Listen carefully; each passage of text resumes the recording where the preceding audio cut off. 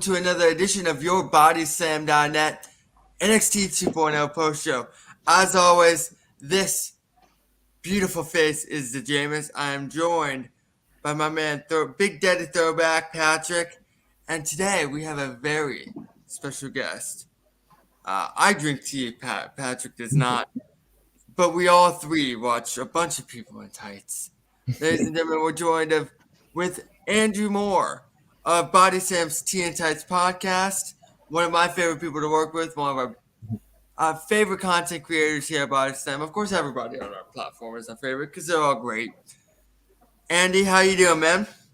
I'm absolutely doing awesome, and the whole tea thing is just a lie because technically we're drinking coffee on the job. Trust I'm me, very if it was tea, disappointed we to throw hear it in the that. freaking arbor in Boston back in the day. It's just awesome to have Andy on here. I've seen a lot of the stuff he's done on his show and everything, and it's awesome to have you on here. I want to go back to Worlds Collide a little bit, and we'll get into this one if you guys don't mind, because I wasn't part of the post show. I was on the watch along. We with didn't do a Devlin. post show. We did a no, I'm review talking- day special. Yeah, We did a That's what I post mean. show on Stuff Clash of like the that. Castle. Yeah, we which, did a which review. Andy was featured on, but because of it bleeding That into was- All Out 0 Hour, we didn't have time to do a post show. but I'm also, as Jameis would say, Andy, I'm on dad time, so that's a little different.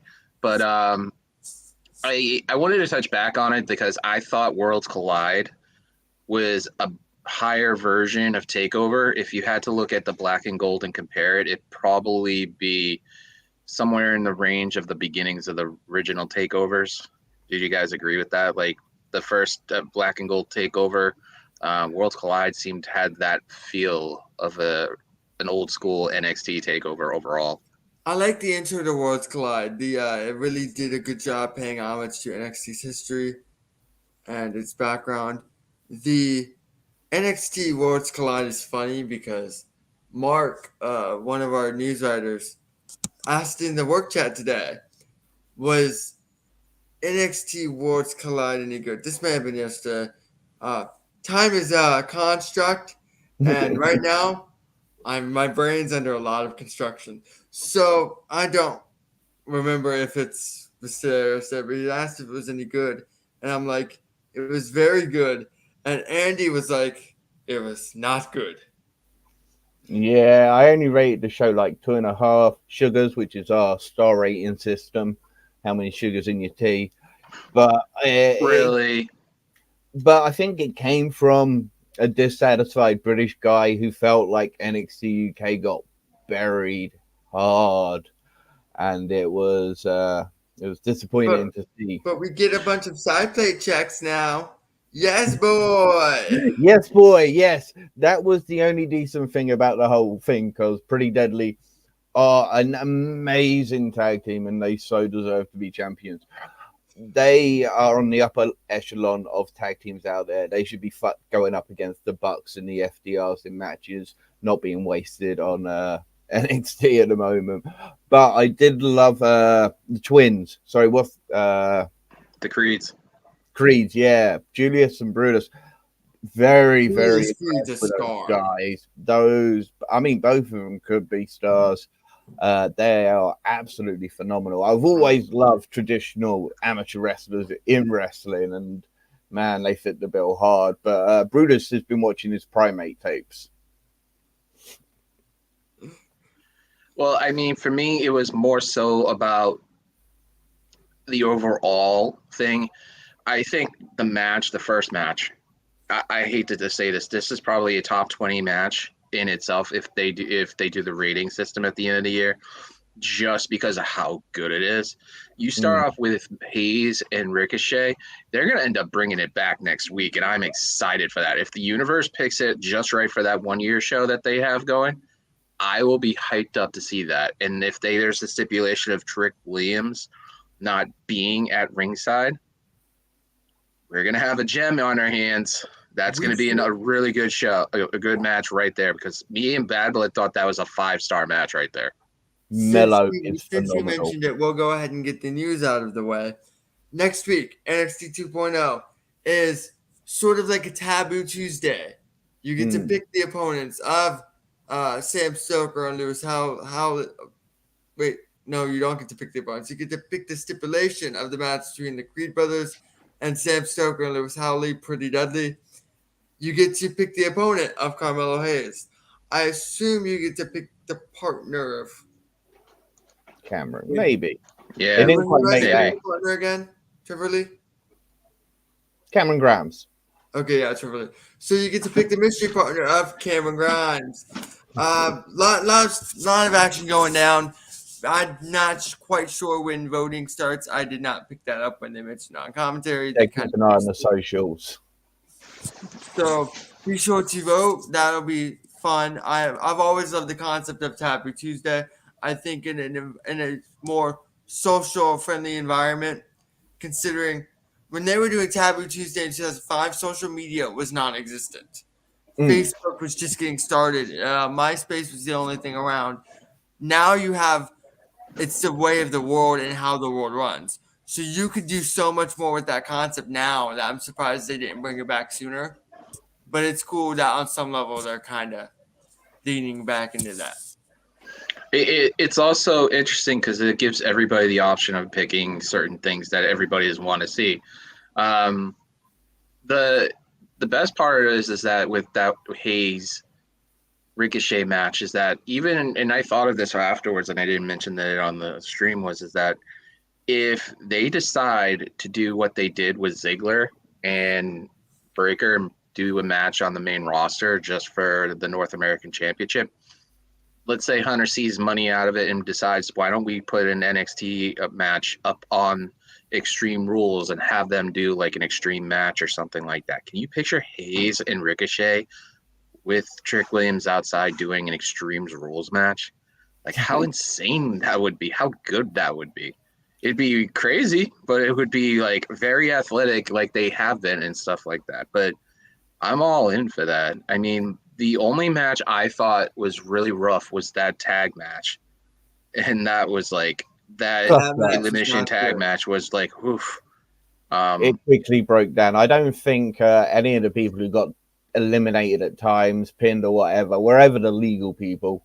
Oh, I thought he was talking about the women's tag match. No, I was talking about the men's elimination match. I That was really enjoyed that. It was a train wreck, and it was a lot of fun. The women's match was not good.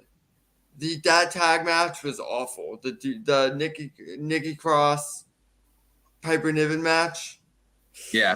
Look, Doudrop and Nikki Ash, they put up their end of the bargain. It's not their the Cadence, Katana and thing. They don't seem to have progressed as much as other people have progressed in NXT.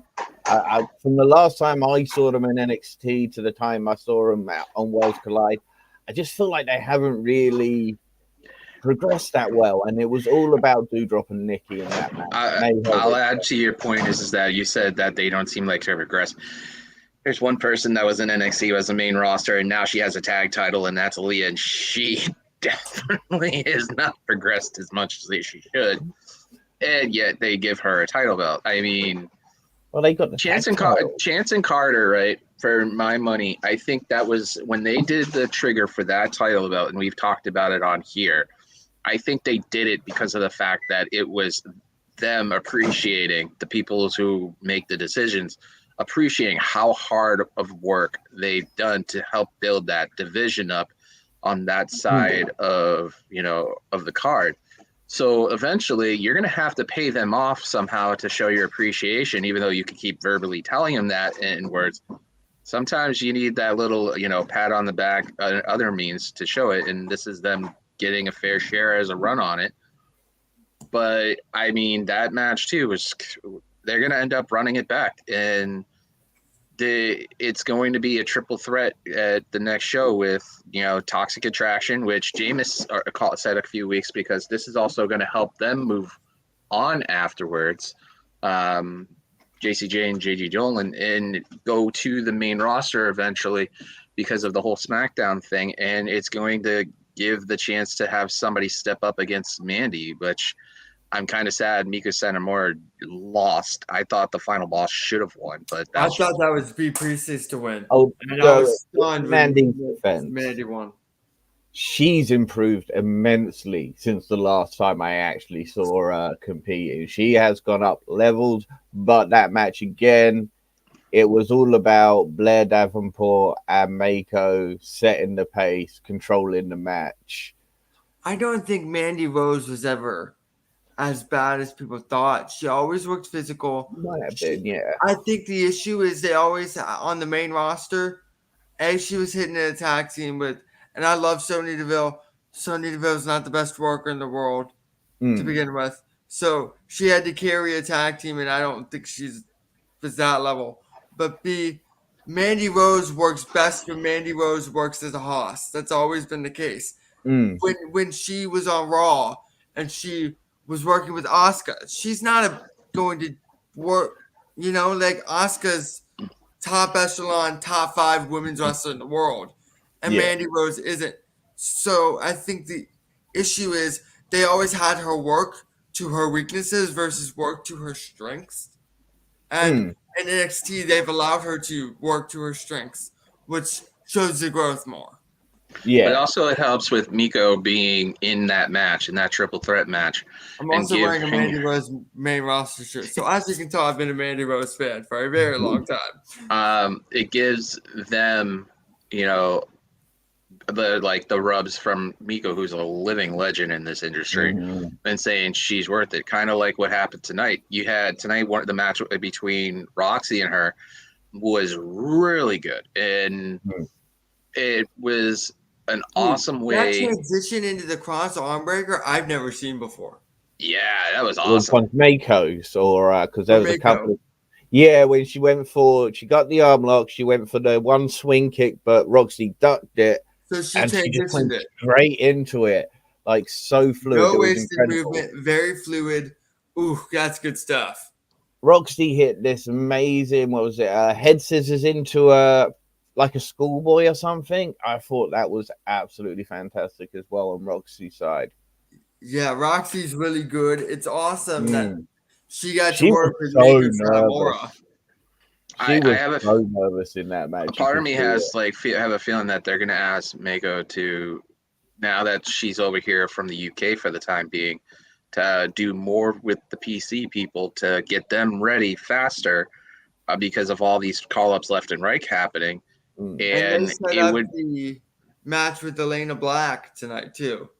Yeah, and it literally would make sense because, like you said, Cora Jade's the next one for her. It's just they're trying to get some of these people up and running quicker because of the fact that a lot of the people they're bringing back are making huge strides on the main roster, and now they have to make bigger strides on there for this NXT.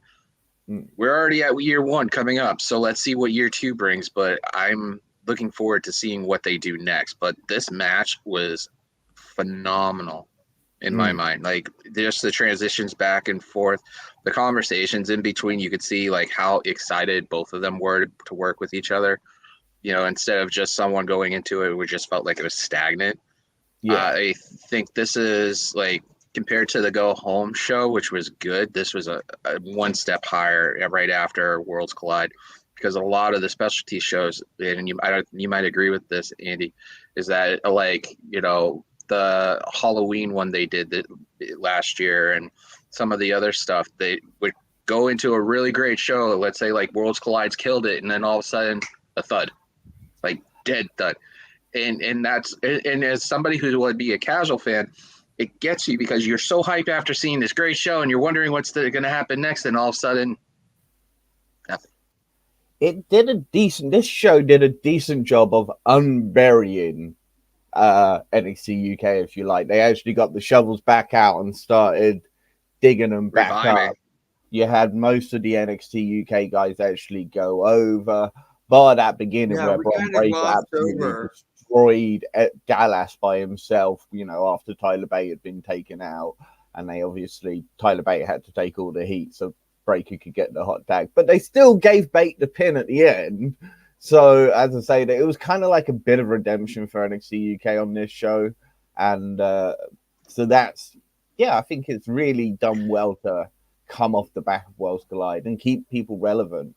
So And also, this this also show keeps it featured a- relevant. I was going to say, sorry, Janice. It also keeps it relevant that they have JD McDonough literally in this, and now you're going to be squaring off possibly a triple threat match for the unified NXT titles. I hate that they never acknowledged him. They never called him that when it is. What are your thoughts on well, JD McDevlin worked Wesley on the show. Or I said JD McDevlin, my God.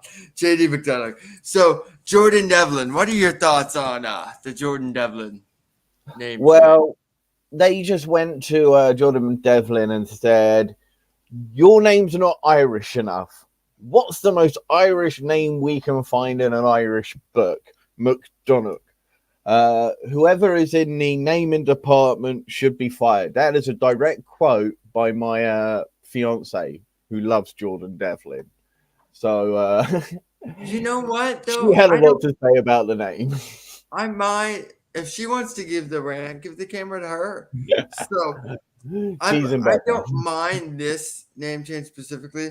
Obviously, I'm not an Irish dialect or descent, and I don't know Irish dialect or Gaelic dialect, whatever McDonough is. I only know one word in Gaelic, and it's Hooska Day. So if you have any in the Boston area, and if you want to give me some Hooska Day, why not? Give me some whiskey. So Jordan Devlin's name, that's his real name, right? That's his shoot name, right, Andy? I assume so. It's just the name he's always been on the independents in the UK. It's just always been Jordan Devlin. If that's Jordan Devlin's, if Jordan Devlin's name is Jordan Devlin, then they can't trademark it. So obviously they're going to change the name. That's why they changed other names too, for trademark purposes. That's why they renamed Ben Carter when he came in, because they had plans long term for him in the States. So they went ahead and got that out of the way. So at least with Jordan McDevlin's name change, JD obviously stands for Jordan Devlin. So it's not like they completely just that's his real name. Men in Black, the idea, you've never seen Jordan Devlin on our TV before. He's JD McDonough. At least Jordan Devlin makes sense. Like JD, and then it was like his middle name or something in kayfabe. Like, it makes sense. The name change at least bears some semblance of sense, unlike most of them. Like, Walter going to Gunther makes no sense. Now, they haven't hurt JD too much. He seems pretty much the exact same guy he was on NXT UK. He's a phenomenal competitor, always has been. If they want to run back Tyler Bate versus Jordan Devlin again, absolutely, because they killed it on the NXT UK Takeover 2. Jordan Devlin versus Tyler Bate was freaking awesome. Even it had Triple H, William Regal, and Johnny Kidd all up on their feet, giving them a round of applause at the end of the match. It was an awesome match. Run that back. It's interesting to see what they're doing with Wesley. I feel like they still don't have a plan. Obviously, whatever plan they did have went up in smoke with the Zachary Wentz stuff. I can't even remember his WWE name. Not that it's relevant at this point, because it's not pertinent if he's not in the company anymore. But when the Zachary Wentz stuff happened, that really threw. Oh, Nash Carter was his name. When the Nash Carter stuff happened, that really threw whatever they plan they had for Wesley out the window. I feel like they still haven't given him an adequate story arc since, and he's floundering, and he's too talented to flounder like that. Yeah, he's gonna get lost in the shuffle without his Rascals buddy. He's amazing in the ring, but there's a lot of people who are amazing in the ring. Especially in WWE right now. The Rascals, the key point about them was they were always better when they were together.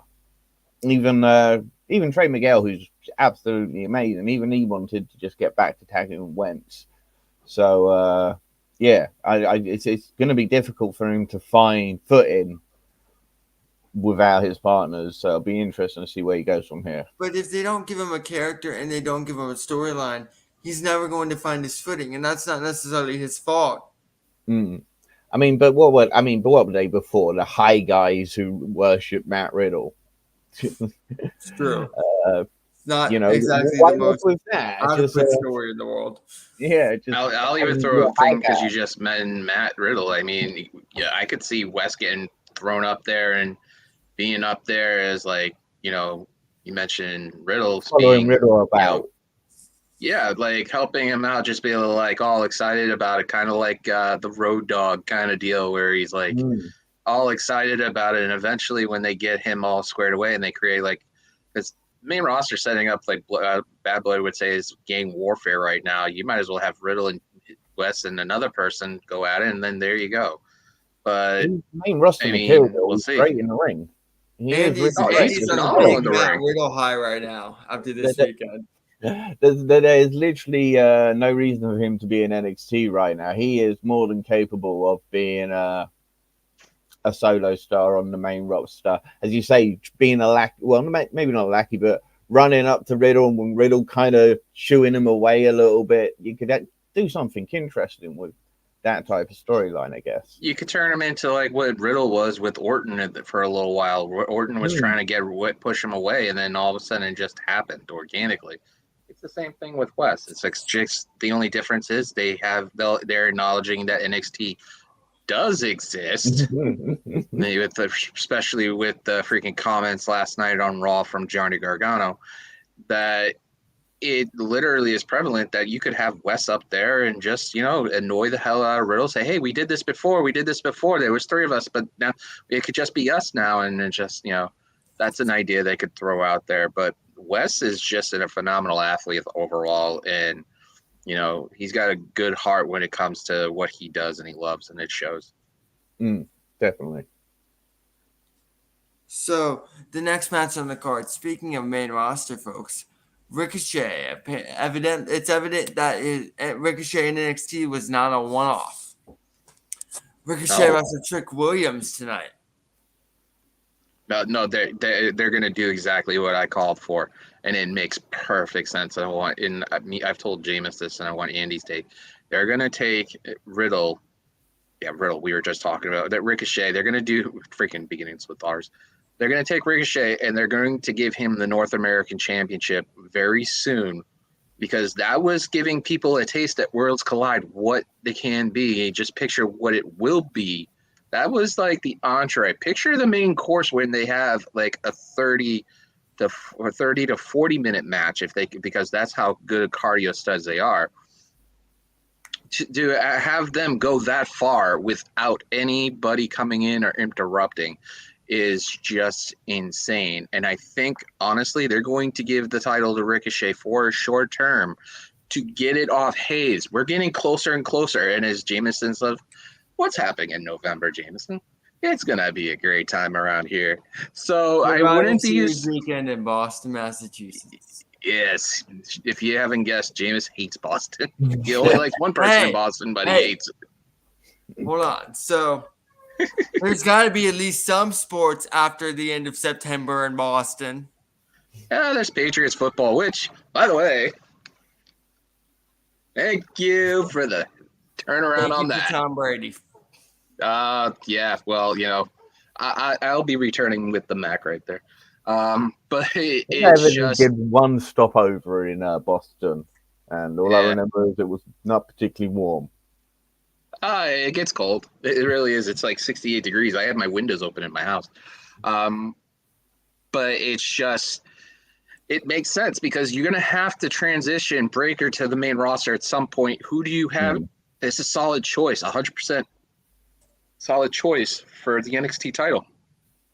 Bates is there, but I honestly think Bates going to be. You do this every week, Patrick. Yeah, give me a freaking break, man. Bate is going to be the first NXT European champion. That, to me, is a given. If, you know, Gunther was available, they would probably make him. But Bate is going to be their first champion when it's all cashed out and said. But I So But I think that right now, if you looked at the landscape of NXT, there is literally one person on that roster you could say 100% could carry that title for a long period of time after Breaker does to make it a lot more athletic and raise it higher. Because once What's his Breaker name? Ilya goes, that's it. Dragunov? Well, Dragunov's one of them, but Carmelo Hayes, it's a perfect fit for that. now you see, I think Carmelo Hayes should be going to the main roster, and he should be doing so alongside Ricochet in a one-upsmanship that leads to a tag team between the two, because Ricochet could do with picking up some of that arrogance and confidence I hear from you, Brody.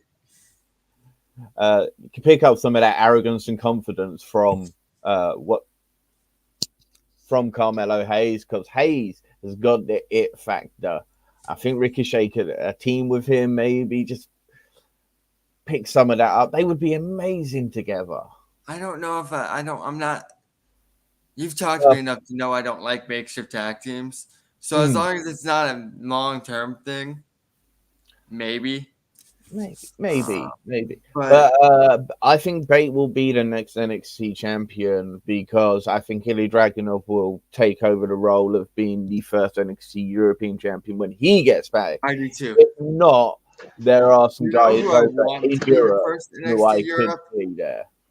You know who I want to be the first NXT Europe champion? Who's not even on WWE's radar as far as I know? Go for it. How long is Car Noir's excursion in Japan? Do we know? He's there. He's got the championship match against Yuki Ueno. That's on the 25th of September.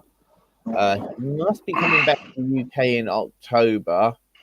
And then I think he might be going back out there for the DDT lightweight tournament. But I know Kid Lycos is, but I don't know how long, if Cara Noir is going to be part of that as well.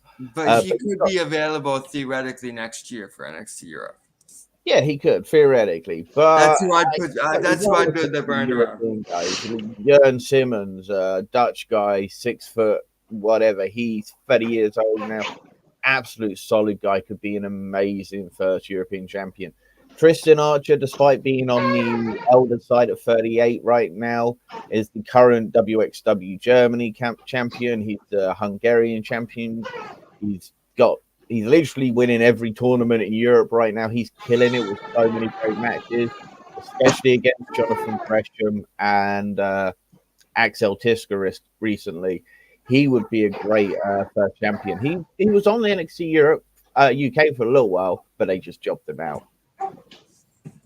So I think there's enough talent that Bate should be the next NXT champion and not the European champion. I thought Bate should have won at Worlds Collide, and Breaker should be going to the main roster. speaking of NXT UK and British folks, Match. Oh, so there's a kid that you like, or should I say, there's a kid that you like. There's an A kid and that he's I currently like. under a mask. He's currently under not just a mask. He's a goddamn Power Rangers superhero luchador. He is so much more than just a luchador. And to put him in a mask like they've done is almost insulting to him. He left Spain to come to the UK because he wanted to learn traditional British wrestling, because he didn't want to learn lucha wrestling. So instead of learning lucha wrestling in Spain, he went and did MMA. And that's why he's got a huge, fantastic array of submissions and worker holds, which we have seen, but under this stupid mask. And, well, we saw half of it tonight. The other half was an advert. How do you guys put up with that shit? NXT UK was an hour straight, no adverts. It was on the network. So, right, yeah, but putting wrestlers under a mask. What was that entrance? It's so hard to convey certain emotions with a mask. And certain Yeah. wrestlers who come up wearing masks are acclimated to that, know how to do it. You're taking away a guy's biggest strength if they're not used to wearing a mask when you put them in a mask. Absolutely. He's actually got great expressions, and he's got a face that, some people can get behind as a baby face because he's got His face is character. His face is character. It really, really is. And I wrote an article back when he was still on NXT UK that said, book right, kid could be WWE's next Daniel Bryan if they booked him right, because I remember he's got all the skills and all the attributes of just a phenomenal wrestler. And to stick him in a mask, a Power Ranger superhero mask with a freaking entrance, is just insulting and annoying. But Nathan Fraser, on the other hand, his entrance is brilliant. I loved the lightning as he was coming down. I love the fact that he kept his UK. They added stuff to it too. Originally, it was just that lightning going across. Now they added the smoke and everything. Yeah, and A-Kid used to have a banging track on NXT UK. Of course, that's gone now. He's some stupid. It's Young man entrance with the blurriness, trying to make it look like you. Oh, I was really hoping Triple H was back in charge now. They're just going to rip off these stupid gimmicks that some of these people got given on NXT 2.0. But look, I'm not against changing A-Kid's name because, look, you can't be a WrestleMania main eventer, Drew McIntyre versus A-Kid. So nothing can change. But well, they did do that whole Nicholas superhero. They did do the Nicholas Strowman thing at WrestleMania. I was in attendance for that. Oh God, it's as bad as that stupid gimmick they gave. What was it, Sayuri? The girl from the Rising Sun. She became a schoolgirl. Soraya, yeah, Saray, yes. When you said Sayori, I was like, Sayori Kondo got repackaged in Stardom, but that's not what you meant. No. Yeah, just it's insulting to A-Kid. He could be a phenomenal wrestler. I hope at some point Triple H goes, this guy was a star. I mean, check out his matches against Ilya Dragunov and Walter. When they put him up against Walter after he won the Heritage Belt, I was like, oh no, that's the biggest mistake in the world. You can't put A-Kid against Walter. He's going to get squashed. It's going to look stupid. But he went in there and he made that fight look believable. Went in there and made you believe he was going to beat Walter. Very much the same way you saw Daniel Bryan do with Brock Lesnar. And it was a phenomenal match. His matches with Ilya Dragunov, superb. His British Rounds match against Nathan Fraser was an excellent match. He is a phenomenal wrestler. Take that stupid mask off him and let him get back to doing what he does best and being the new Daniel Bryan. Yeah, this match was really good, top to bottom. Yeah, he is. He's amazing, and Nathan Fraser is amazing. Loved it. Loved the match. Hate the gimmick. Y'all excited for the next? I assume 2. It's wrestling. They're not going to book a best of 3 and then have someone go 2 straight. No, it's going to be Nathan Fraser, who I've said on the show multiple times, will be at some point soon the North American champion. Yeah, down the line at some point. That would make perfect sense. I was actually surprised that it wasn't Axiom or Nathan Fraser against Carmelo at Worlds Collide. What was the reason behind Ricochet being there, to be honest? Because it's not like he had beaten everybody, and then had he beaten Fraser though. Axiom? Had he beaten JD McDoodoo? Did you call him JD McDoodoo? McDoodoo, yes, he did. I did. I'm getting tired myself. Yeah, now. he was touting himself as the greatest North American champion of all time. Yada yada yada. We got Ricochet. I suppose. And you see the tweet he put out there on Twitter. I don't know if when Hayes did this, saying "I am the greatest North American title of all time." and then the right after Worlds Collide. And I scrolled through it on air, and I counted how many times. There was about 25 to 30 within about 10 seconds of that post. Johnny Gargano freaking gifts and quotes and stuff like that. I mean, And in our main event, we have Braun Breaker, Tyler Bate.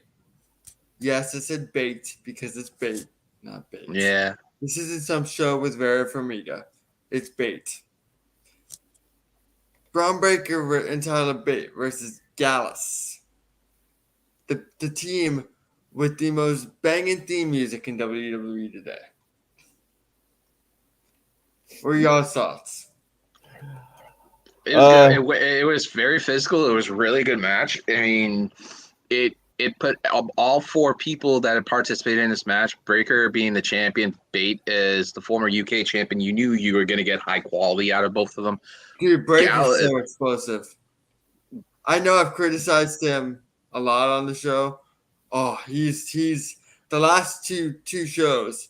Oh, Gallus, it brought them a lot higher for if, like I said, I look at this as a NXT as the casual fan would, and I also look at it as like me, the hardcore NXT fan.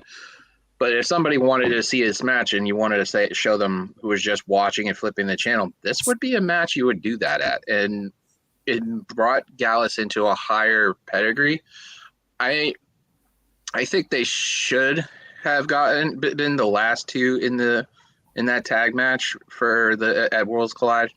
It wasn't the case, but I mean, it's just interesting now that they're getting higher and higher. You're seeing a lot of the NXT people in that facility who are trying to raise their game up real quick because the UK people who have been on this brand for 6 years, carrying another brand across the other side of the world, and coming now and they're having their game raised a little bit because they see these youngsters coming up. It's competition breeding competition, and you could see that Gallus wants the best out of Breaker and pull the best out of Breaker. And in the last couple of weeks between Bate and Gallus themselves, they're elevating. And, Jordan Devlin, a.k.a. JD McDonough, Breaker's been really quickly raising his athleticism and his work, and it's getting noticed real quick. Gallus are one of the best at getting other people over. They are phenomenal. Done a great job on NXT UK getting other people over and just sitting behind on that like upper mid card range. They'll challenge for titles every now and then. They did hold the NXT UK titles.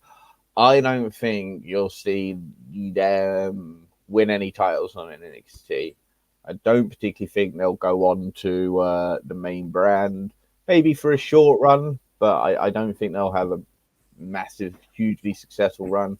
But they are three veterans. You say 6 years on things, but you're missing the 10 years on the independence that they did before. Wolfgang, they built ICW up in Scotland all by themselves, with just Drew McIntyre going down to Portsmouth to learn wrestling once a week, and then he would come back and teach these guys some of what he learned. But I think they'll be do a great job every now and then picking up good wins, but never really breaking into the upper echelon. As I say, Breaker looks amazing. What a phenomenal athlete. He is a Steiner through and through. It's just absolutely incredible when you look at him, his power, that moonsault he did, both him and Tyler Bate when they hit the suplex, did the moonsault. It was quite funny seeing them do a Mustache Mountain double team move where Trent Seven used to set up and Tyler Bate would roll off his shoulders into the senton. So that was quite funny to see. And I'd love the callback to the Steiner brothers with Vic Joseph and Wade Barrett calling that out. Awesome. The way Braun Breaker just hits the ropes is so explosive. He comes off like a missile. And that's a small detail I really appreciate about him. Absolutely. I mean, it's not we don't say that. It's not like we don't say that he's not going to be, an amazing once he hits the main roster. I think, and everybody discredits him. It's because we see him differently than people who cover the main roster does. They see him as he's still being development. I think he's way past that at that point. I sort of said at the beginning of doing this for Body Slam that I want to hold judgment until it's time. My judgment's in. That guy's going to be being the one that gets close enough to push Roman, I think, because Roman and him are very physical. They're basically, as the saying goes, they're cut from the same cloth. Both of them are are different, or family generations, or superstars. I literally think Breaker, as much as people say originally a couple weeks ago, I was saying I don't think this version of Roman would beat him easily. I'm looking at Breaker as he's getting better and better, quicker and quicker. If Roman and him go toe to toe within the next year or so, it's going to be a very, very tight match where you don't know who's going to make it. And that's how good Breaker is getting quick. And it's very exciting to see somebody like that. I mean, the only person I can equate that to would be Randy Orton, with how quick Randy developed after that first stint he did, and after he got into Evolution. It's just he's got that thing going now where he's on full tilt. I'd love to see a match with him versus Drew McIntyre. Love the two of them to go at it. I think they would absolutely tear the house down, as would someone like Sheamus. And it would be good to see someone like Breaker go up onto the main roster and work through guys like that on his way to possibly facing a Roman, say if he's still champion, or if Cody Rhodes has dethroned him at WrestleMania, or whatever plans they may have in the future. Breaker's a main star. You could see that in his match with Tyler Bate. No, it wasn't quite Walter Tyler Bate level, but it wasn't that far off Walter Tyler Bate level. That spear. Yeah, I was going to say, you said about hitting the ropes explosively. When he hit that stood standing, just bam, spear, that was amazing. That's hard to make look good. Yeah, it was so good. And Tyler, who's just phenomenal, sold that so well. But that's why also, as much as I'm probably the lone wolf saying that, yeah, he's going to be ready and very explosive and it'll be close. There's going to be, and I hate to be the doubter too, is that there's going to start, once he hits main roster, people are going to compare him to Goldberg just because of that. They did the same thing with Roman. They're going to do the same thing with Breaker. It's just because of the moveset that's set up. You got spear, jackhammer, pin. You've got, other than before the guillotine happened, you had, spear, Superman punch, Breaker. You've got the spear, the pop-up slam, and that's it.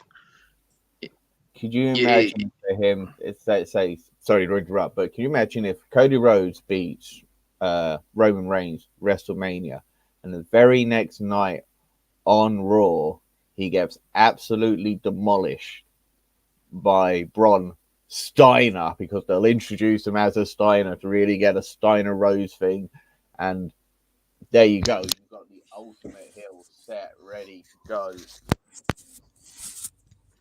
No, I'm perfect, but I'm saying that for a lot of people, they're going to compare him between those two individuals because of the moveset. It's unfairly just, but the thing is that you could see, and all three of them are very athletic. All three of them are former football players, right? So it makes sense that they're going to have very high power, high octane moves. The only thing is that Roman's in his prime right now, and he's not doing many dates, which is smart because it makes his longevity a lot longer health-wise and stuff. And Breaker is just getting his motor going completely. But even if people don't pair him to Goldberg, they're going to compare him with Roman because of that moveset. Once he gets a submission move like Roman does, they're definitely going to compare him to Roman. Just because, let's say he gets an STF or something like that, it's going to compare those three movesets. Now, they're two different people, but they're very, very explosive. And Breaker right now is the Roman Reigns of NXT. You can never get away with comparisons in wrestling, no matter who or what. I mean, there's a young lad in the UK coming up, Liam Slate. He's 17 years old. He had an amazing match with Speedball Mike Bailey at Rev Pro UK. And literally the first words out of my mouth was, he's as good as Will Ospreay. And so it doesn't matter who you are, where you're from, you're going to have people you're always going to have people just comparing. You're going to have people who will always compare Will Ospreay to Ricochets and just so many different things like that. You're never going to get away with it. So you either just run with it. I think the only way to destroy it is just bringing up straight heel. Don't have him go on a monster face run. Go on a monster heel run. Switch it up a little bit. I like I said, regardless, it's going to be an interesting thing to see what they do. I really think if it was me booking it, I'd have Hayes win very soon with everything coming down around the corner. I've also stated this on here, Andy, that they need to go travel. They need to get out of that friggin' building and do what they do best, and that put on a live show in front of a crowd, because that crowd they have there is probably about 400 to 500. It's different when it's, like Cardiff numbers. It's way different when it's that. So, I mean, when you need to get that takeover feel, the absolute takeover feel. Small arena shows. Definitely. So, let's wrap this up here. One final rant minutes, Matt. Dyad. We've got Dyad. Right, one final rant. Dyad, grizzled young veterans. What have they done to my bloody beautiful boy, Zach Gibson and James Drake? Amazing tag team. James Drake is phenomenal, but Zach Gibson on his own is just world class. He needs to have nobody speaking for him. He had the audience in the palm of his hand in the UK. He could have easily been a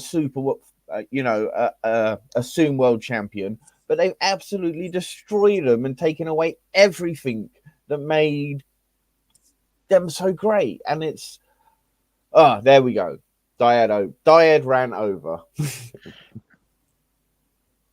Okay, so Patrick, where can the people find you? Every Tuesday night with the boy, the Jameus here. We hang out here, talk about NXT for bodyslam.net. Go support this the people at Body Slam. Give a slam chat all the time. Also on the socials, like this, comment, subscribe. And we get closer to certain goals. It'll help Body Slam and everybody else here greatly. Every Thursday night, Wicked Crazy Pinfalls. I ended up gaming streaming because a lot of people were busy on Thursday. But you never know what you might see. We might have Anik and JMT pop in. We might have Jameis pop in, Bad Blood. You never know who comes in. And then, wherever we go all the time, you never know. I might pop in on, Tom Talks Rubbisher. I might just do certain things. It's just the best thing you could do. Just have fun. And, that right there is the handle for the Twitch is, Throwback 978 on Twitch and Twitter, and Throwback 27 on YouTube. Just search it up. Wicked Crazy Pinfalls. Yeah, of course, we're Tea and Tights, Great British Wrestling Podcast. You can catch it every Wednesday for the weekly British Wrestling Roundup, and typically weekly interviews with some of the top independent stars. We literally just did an interview with NXT UK star Eddie Dennis. We've got more interviews lined up. The Eddie Dennis one was so much fun. It's such an interesting guy. We talk about Progress, his introduction back to Rev Pro UK, using the party hard music once again, and just so many other interesting things, talking about the young wrestlers that are coming up. But we're going to have a GCW Invasion special coming this Friday with the Jameis himself and, of course, my regular colleague, and maybe somebody else. We'll see who's available, as GCW are invading the UK next week with 4 huge shows. So we'll be previewing all the matches for that. So do check that out. You can see the handles there, GB Attacker 82 for myself, because I am an anime fan, and it's at Yeah, same here. Oh, there we go. Love the anime fans. And it's Teen Tights Pod just for the Teen Tights podcast. Oh, dude, Dragon Ball all the way with My Hero behind it. Love Dragon Ball, man. And so you can find me at The Jameus, as it says on the ticker below, which I've had to edit twice now because I messed up both their handles. I've had a very long day. It's late. Don't mind me. Of course, I have a lot coming up. You can see me here every Tuesday, but I have a lot coming up I can't announce yet. So be sure to follow my Twitter because I will keep you all posted on everything. You can find me every other Monday with Ash Nova and Tiff, Queen of the Indies. As we talk all things independent wrestling, I talk about British wrestling a lot. So a lot of that comes from a show I'm a big fan of, Tea and Tights. So be sure to watch Tea and Tights on Body Sam's YouTube, and all of our folks. Kyle does great work with Code of Honor. Mike does great work with Indeed, another great independent wrestling podcast. We've got a lot of great people. Bad Blood doing their weekly, Pro Roundtable was doing their weekly recaps and coverages, and of course, I will have a lot more stuff coming up, including me talking British Indies on a British Indie Wrestling podcast with a show that welcomes me with open arms graciously quite a bit. Whenever that airs, if you're not following me, Andy will keep you updated too, I'm sure. So be sure to give all of us a follow, like, subscribe to this YouTube channel, buy our Pro Wrestling Tees merchandise because you can support faces like this. And put out a petition for the Jameis to face Drew Nicholas, the World Wicked Crazy Pinfalls Community Champion, podcast champion around there because, well, you never know.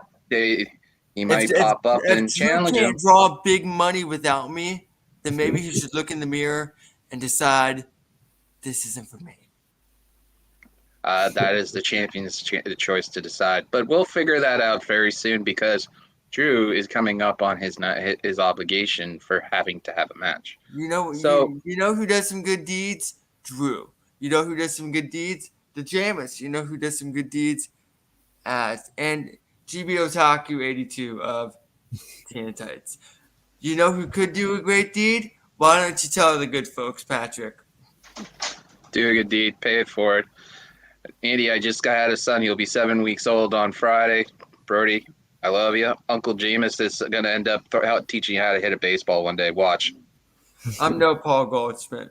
Ladies and gentlemen, thank you for joining us on the NXT 2.0 post show tonight.